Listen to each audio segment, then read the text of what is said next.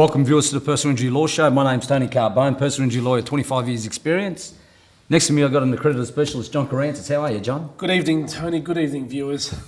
And Don Maffia, expert in transport accidents. Yes, good evening, Tony. Good evening, John. Welcome back, viewers. Don. Thank you. Thank you for having me again. Special demand. Special demand. Glad to Before hear. we get into transport accident law, Tony, what's in the news? Well, John, what's in the news is this really, really strange case where a fellow's gone to a Red Rooster store in Baronia and he was drunk and he started a slanging match with the manager. Okay. And then the manager tried to kick him out and they got into fisticuffs and the manager got injured.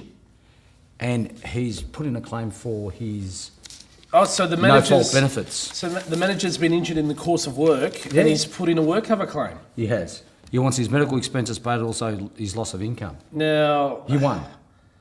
He hit the guy. I understand he received some entitlements. However, didn't he?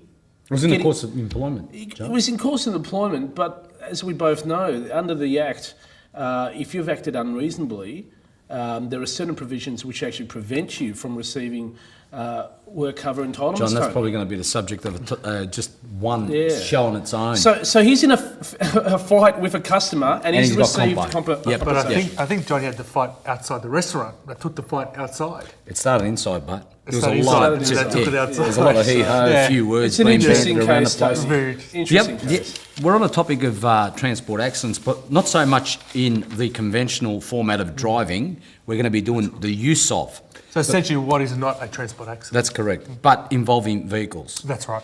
But before we get to that, I want to just take us to this other story of a car burst into flames when this Indian tourist, who was a driver, was ducking in and out of traffic. Oh. And he's cut back in again, then he clipped the car and a family died. Shocking 3 people. case. Shocking case, Tony. Are the family members entitled to sue for nervous shock?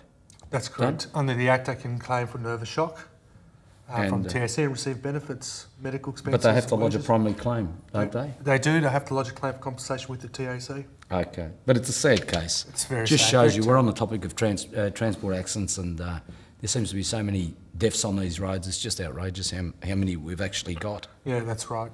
And just lastly, I just want to mention this in passing. The TAC CEO was clocked doing 54 k's in a 50 zone, and she sent a letter of apology around to all her staff. Yes.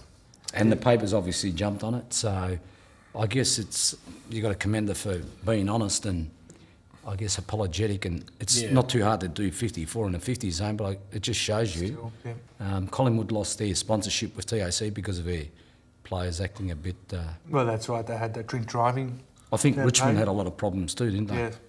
So anyway, Don, on the issue of use of, just in brief, what does it mean? Well, use of cases, which I guess it's a bit of a slangy term that we're using now. Essentially, what it means is that if an injury is caused by the negligent use of a motor vehicle, then So in they're other liable words- to claim compensation from the TAC. So in other But- words, the vehicle might be stopped, there's no intention of driving the car, That's right. and you get injured.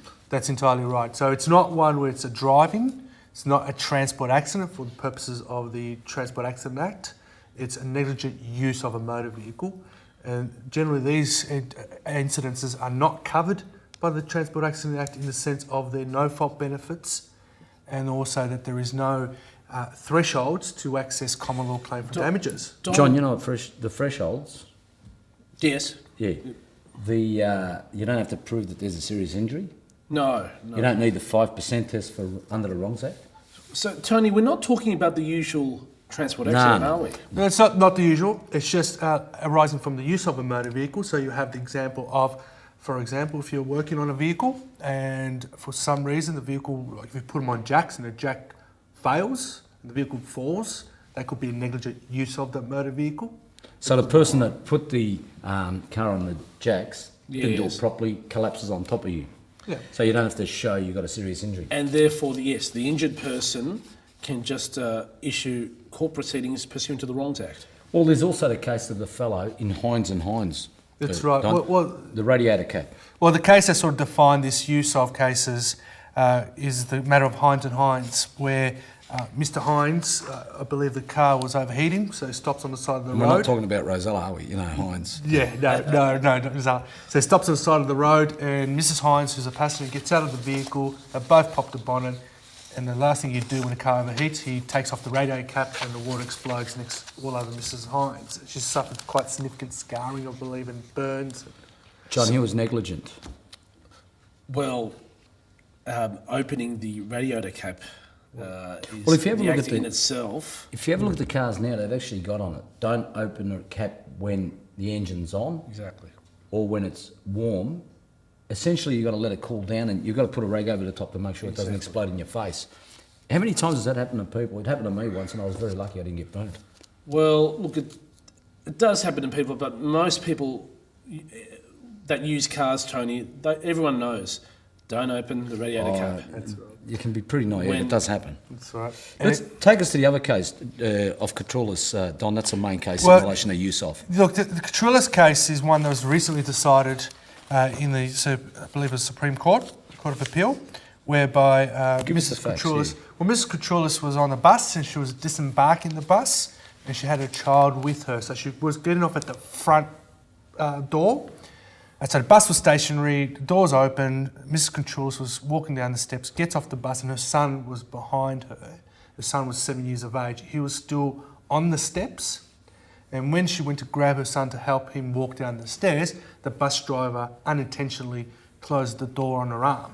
It slammed She on her stayed shoulder. Yeah, because her arm was still in the doorway when the door closed. He wanted to close the front doors and instead close the back doors. Well, it was the other way around. It was actually intended to close the back door, Back doors, and he closed the front close door the closed door on on Miss the- Catrulis. on Mrs. Catrulis' arm. That's correct. That's correct. Yes. And that case there was, well, first of all, they Don, she lodged a claim. well, they lodged a claim, I think under sufferance, because you only get 12 months to lodge a claim. Yep. And lodged a claim, and TSC accepted her claim for compensation, saying that it was a transport accident. So, for the purpose of the Act, a transport accident is an incident directly arising out of the driving of a motor vehicle. So, in that case, they accepted the claim, and the solicitors actually appealed the acceptance of the Can claim. you believe it, John? The lawyers in this case did not want the TOC to accept the claim. Very unusual, Tony. It's very unusual. And the reason for it is that she had injuries to her neck and shoulder that would not satisfy any of the serious injury tests. That's correct. Without having a transport accident claim accepted, thereby it will give her access to a use of claim. Look, it's an interesting area and we'll explain a bit more after the sponsors break. So viewers, please stay tuned. We'll be back very shortly. Thank you.